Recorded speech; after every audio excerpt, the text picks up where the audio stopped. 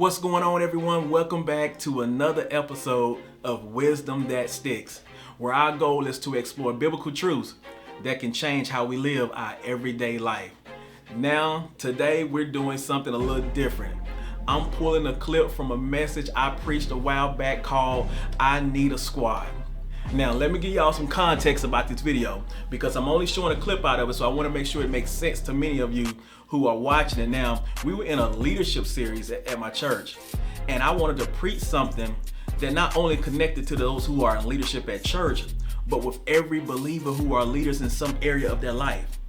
And every one of us as leaders and believers need the right squad, the right type of people around us, people who will push us and encourage us and hold us accountable, those that we can go to that can fast with us and pray with us, all those type of things, people who can help push you your dream, help you carry your vision.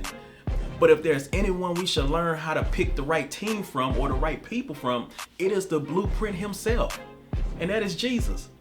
And one of the things that he did that I talked about in this video is that he prayed. And one of the things prayer does is that prayer helps adjust your eyes. So before I go any further, let's go right into this clip. And then right after this done, we're going to come back and we're going to talk about a few things. All right, let's go. So prayer helps me see what I need. Number two, but prayer helps me see what I do have. And we see an example of this in 2 Kings chapter 6, because in 2 Kings chapter 6, there was this prophet named Elijah. And he was in this kingdom called Israel. And these enemy kings would try to come and attack their kingdom and everything. But God would let Elijah know ahead of time. And then Elijah would let the king know that he was serving under, so that the king would make sure that the enemy does not have an advantage over them. So the enemy kings got frustrated about that. And they was like, we need to come together and take Elijah out, because he's the one that's getting the heads up on us. And it's interesting because none of these kings liked each other, but they came together to fight Elijah. Because people that don't like each other will come against you. They'll come together just to come against your vision.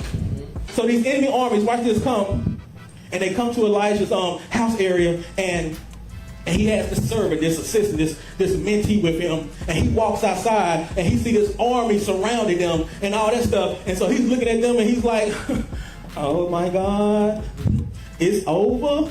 He said, my Lord, what shall we do? We gonna die and all that stuff. And the Bible said that the prophet Elijah answered him in 2 Kings chapter 6 verse 16. It said, don't be afraid. Those who are with us are more than those that are with us. And the servant heard that, but he was like, okay, I don't know about that prophet. Prophet been out there drinking that creek water, because there's a whole army out there and it's just us over here and everything like that. And the Bible said that the prophet didn't preach to him, he prayed for him. Amen. He prayed this prayer. He said, Lord, open his eyes. And when his eyes were open, he looked to the hills. And in the hills, he saw hills full of horses and chariots and fire all around Elijah. Did you hear what I just said? Yes. See, help is around you. Amen. He just couldn't see it. Amen. When you pray, prayer helps you see the help that you've been looking for, that's been right there around you the whole time. Sometimes the help you're looking for is right underneath your nose. Can I bless y'all with this? How many times do people miss the help that they need when it's right up on the nose, because they don't see that the answer sometimes comes in the form of a project? That's right. Sometimes God answers your prayer in seed form. You got to develop them into what God wants you to develop them into. The thing about it is, we don't want to do the work. That's right. Come here, married couples. Come here who have these heated arguments and things like that. And maybe you one of those ones, like every argument you throwing up the word divorce, and you ready to get a divorce, and you done with this and all of that. And when couples talk to me and everything, and they say they done, we did everything, we done, I'm done with her, son, I'm done, all that type of stuff. And then I go ask them questions and stuff like that, and I be like, did you try this? Nope. Did you try this? Nope. Did you sit with me or sit with somebody for about 6 weeks to 6 months and everything? You still can get divorced after that now. But did you sit with somebody for this long and let them walk you through and mentor you and all that stuff like that? No. Did you go to see a counselor and everything like that? No. Well, you ain't tried everything. Because that's work. That's work. But when you don't recognize that, God can be sending you your Boaz and you can walk away because he don't dress right. The girls be like, girl, just need a little TLC. Please, I ain't trying to date Build-A-Bear. You be like, oh, they be like, girl, he all right. He loves Jesus. He is good. Trust me, Reginald got a great heart. He loved Jesus. He served on the praise team and all that stuff like that and everything. You don't go ahead and take him to Cross Creek Mall and get him an outfit and help him coordinate and all that good stuff like that. You can fix the outfit, but you can't buy character. You can buy him some teeth, but you can't buy security and faithfulness. If you don't go ahead and put a pillowcase over his head and pray in tongues, that man is a good man. I'm sorry, don't do that. Don't do that. Make sure they're attractive. You don't want to wake up and be like, dang, you know. Went to bed looking like Halle Berry, came out looking like Tyler Perry. I was like, oh my goodness. All right, welcome back. Now, I hope y'all watched the video. Because I know some of y'all be y'all don't have no patience at all. Y'all probably just fast forward right through it. But if you didn't watch it, then some of this stuff that I'm about to get ready to say may not make sense to you. So you might want to go back and watch the video. But for those of you who are rocking with me, I want to take a few minutes and just unpack something that stood out to me. And that is this: prayer helps adjust your eyes. That's what I want to talk about. That's what I want to pull from that video, is that prayer helps adjust your eyes. And I believe that that's one thing many of us kind of minimize and take for granted as believers, especially for those of you who are navigating through pressure and responsibility, disappointments, or everyday life. Because there are going to be seasons when what you see is real, but it's incomplete. And prayer is what brings the full picture into focus. And one of the quiet dangers in leadership and in everyday life is not a lack of help, but a lack of vision, a lack of sight. And one of the greatest challenges we face as believers, and especially as leaders, is not always what's around us, it's how we see what's around us. And in the video, I started talking about a character in the Bible by the name of Elijah. And so in 2 Kings chapter 6, verse 17, Elijah's servant walks outside, he looks around, and he sees this army that's surrounding them. The enemy's army is surrounding them. And so he gets up, he gets kind of scared, and he goes back to Elijah, and he like, sir, what we's gonna do? Because fear is screaming now. He's thinking we're outnumbered. There's nothing that we can do. And here's my first sticky statement right here. When we allow fear to take over, fear gets in the way of our vision. Or I can say it in this way. Prayer brings clarity where fear has distorted your vision, because his eyes only saw danger. But what I love about the story is that Elijah wasn't moved by fear, because he didn't react like his mentee did. Elijah just turned around and told him and said, those who are with us are more than those who are with them. And then he turned around and prayed for his servant. He prayed this simple but powerful prayer. He said, Lord, open his eyes. And when God opened the servant's eyes, the servant didn't see new help arrive. He saw the help that had been there the whole time. So watch this. Prayer didn't change the situation, it changed his vision. Because prayer doesn't always change the battlefield. It changes how you interpret the battlefield. And I didn't say this in the clip, so I'm adding this to it. But we also see this play out with Moses in Exodus chapter 15. Because in Exodus chapter 15, Moses was leading the people through the desert. They had just made it through the Red Sea. And so they've been traveling for days, and now they're thirsty. And so they come to this area, that this sea called Mara, which meant bitter water, which means it was undrinkable. So the people that Moses were leading started complaining and coming against Moses because they were thirsty, because all they can see was a problem. And so this is what Moses did. Moses prayed to God, asking him, what should I do? Now watch this. God didn't remove the water. He didn't tell Moses to turn around and go another way. What God did, God opened Moses' eyes to the answer that was already right around him. God showed Moses a piece of wood laying on the ground, and he told Moses, he said, take this wood, throw it in the water. And when Moses did that, the water went from bitter to sweet. See, what looked useless became the very answer to their problem, became the very thing that changed their condition. And sometimes that's exactly what prayer does for us. Prayer doesn't always remove the bitter situations. It helps you see the sweet that was already possible. Listen to me, couples. Listen to me, couples. Let me say this. What you focus on, you tend to magnify. If all you do is focus on the bitter situations, all you do is focus on the bad, all you do is focus on the things that frustrate you, that's the very thing that's going to be magnified within your life, magnified within the house, and you're going to become frustrated and you're going to lash out. But if you can just turn around and pray to God, Lord, open up my eyes. Now, he may not change the situation, but he'll change the way how you see the situation. To the point you're no longer focused on the bad, you're now focusing on the good. You're now magnifying all the good things about your relationship more than you are fussing and getting frustrated and getting mad about the bitter situations in your life. Let me go ahead. So we don't just apply this to our circumstances, we apply this same principle to our relationships. As I mentioned in the clip, how we miss what's in front of us because we're looking at how somebody dress, or we focus on people's outer appearances. Now, if you're single and dating, listen to me. I need all my singles, those of you who out there dating and everything. I need y'all to come close. Come close. I need you to hear me on this. I'm not telling you to throw away your list of what you want in a partner that you've been praying to God about and fasting to God about and slaying before him about. No. Because we like what we like. But here's my question to you. Based off your last 3 to 4 relationships, why do you trust you so much?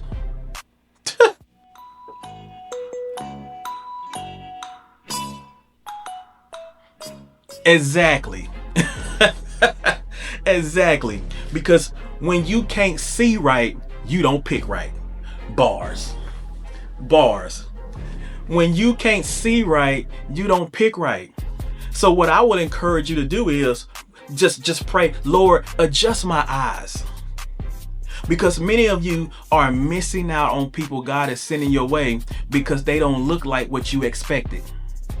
You might be overlooking someone with real value, but because we're so focused and we're judging by outward appearances, how they talk, where they come from, past mistakes, how polished or unpolished they are, and some of you, and don't act like you don't, even judge them by what sign they are. We're basing the love of our life off of what sign they are. We say stuff. See, that's why I don't mess with them Geminis. I heard they got control issues.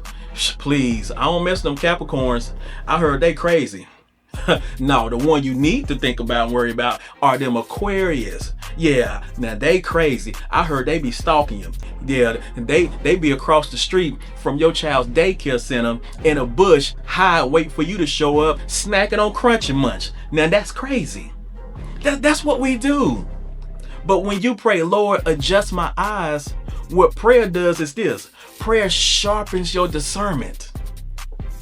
It helps us see value beneath presentation, calling beneath those flaws, and purpose beneath packaging. Come on, somebody. Come on. Here's the takeaway. Prayer trains leaders and believers to see right. It exposes the help we overlook, the people we undervalue, and the solutions God already placed within our reach. Because there are leaders and believers out there praying now, just asking God, send help. God, I need you to give me an answer. I need you to send me answers. I have this organization. I have this stuff I'm trying to do. I'm trying to build a team. God, I need you to send me an answer. I need you to show me. Sometimes your answer comes in the form of a project or a seed form.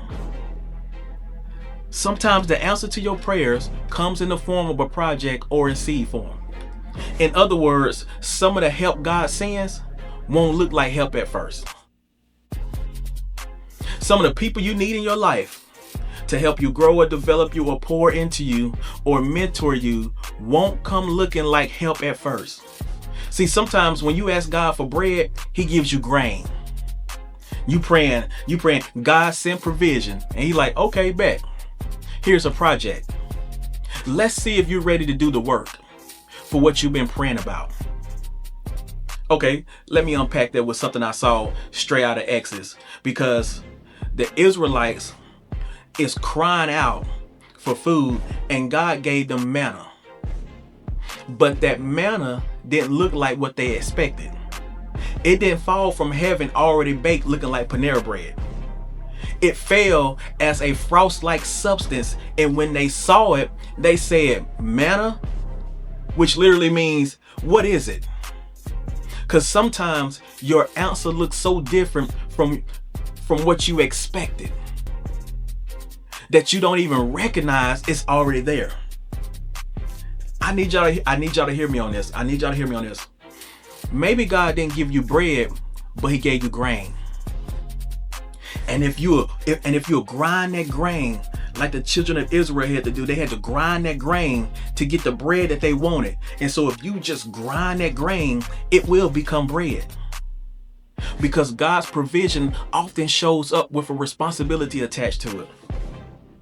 His provision sometimes still requires participation.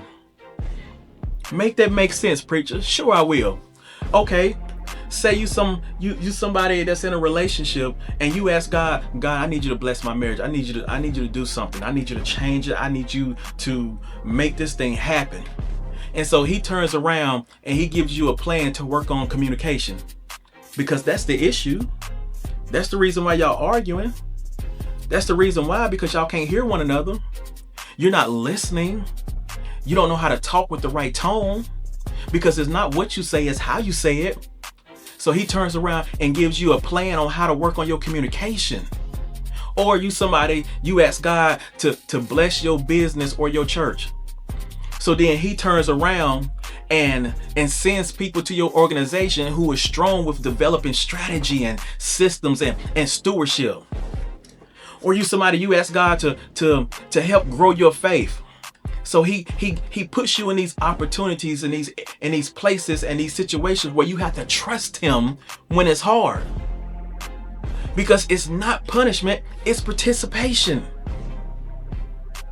Because God doesn't just do things for you, he wants to do things through you. And when you participate in the process, it grows you into the person that can handle the promise. Or it grows you into the person that can handle the answer that he sends you. Because if you're not spiritually mature, if you're not mentally ready, you will end up fumbling it before you're ready to have it. So he has to make sure you're ready. If you're mature enough to handle what you've been praying about. So if your answer looks incomplete, don't get mad. Don't walk away from it. Don't say it's not enough. It might just be a seed form.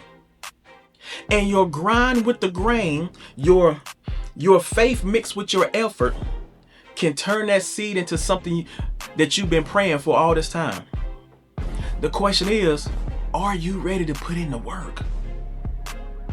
Are you ready to put the grind in? Here's my last sticky statement, and I gotta go because I didn't want this video to be that long. Some answers to your prayers are delivered. Other answers to your prayers are developed. Sheesh. That blessed me right there. Some answers to your prayers are delivered. Some answers to your prayers are developed. What do I mean by that? Sometimes God drops the answer on your doorstep. Other times, he puts the ingredients in your hands. See, some answers are delivered. They show up finished. Already done. He's gonna do the work for you. Like when God heals people instantly. Or when he opened the Red Sea. Or when he raised Lazarus from the dead. Because you gotta understand, there's some things he'll do, but then there's other things he wants you to do. Those are the type of packages that's fall from heaven on your doorstep. But there are others where you have to develop it. They come step by step, piece by piece, stage by stage. And your participation with him in the process, those are the grains that require your grind. So when you're praying for an answer, you have to ask God 2 questions. Here you go. Number one, did you deliver it already, but I didn't recognize it? Or are you developing it in me and I need to keep working while I'm waiting? Because I need you to hear me on this. Because sometimes the answer is not in your hands yet because it's being shaped in your heart now. I'm done. I gotta go. Hey, thank you for spending a few moments with me here on Wisdom That Sticks. But if this episode blessed you, share it with somebody who might just need a little perspective today. And remember, when you pray, you don't just move heaven. You refocusing your vision. Because that's not all what your prayer does. It doesn't just help God move on earth. It's also helping you see right. Pray, Lord, adjust my vision. Make that your prayer. And if you like this format where I break down a clip from one of my sermons and it kind of expand on it a little bit more, so let me know so we can kind of bring more like this your way and try to kind of like introduce it more to this platform. But until next time, I'll see y'all on the next episode of Wisdom That Sticks. Y'all take care.